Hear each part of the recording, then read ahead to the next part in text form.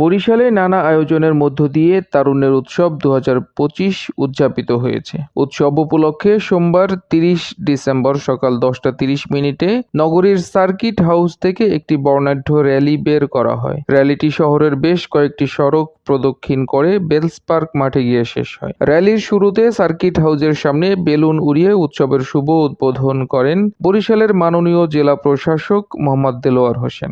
এসো দেশ বদলাই, পৃথিবী বদলাই এই প্রতিপাদ্যকে সামনে রেখে নতুন বাংলাদেশ গড়ার লক্ষ্যে বরিশালে তারুণ্যের উৎসব 2025 উদযাপন করা হয়েছে। জেলা প্রশাসনের আয়োজনে পরিষ্কার পরিচ্ছন্নতা অভিযান, মশক নিধন ও জলাবদ্ধতা নিরসন কার্যক্রম পরিচালনা করা হয়েছে। র্যালি ও মশক নিধনে বরিশালের বিভিন্ন সরকারি দপ্তরের কর্মকর্তা কর্মচারী, সুধীজন সহ বিভিন্ন স্বেচ্ছাসেবী সংগঠন এবং বিভিন্ন শিক্ষা প্রতিষ্ঠানের শিক্ষার্থীরা উপস্থিত ছিলেন। তথ্য ও ভিডিও চিত্র সংগ্রহ করেছেন পারভেজ শিকদার। নিউজ ডেস্ক, বিজলি বার্তা।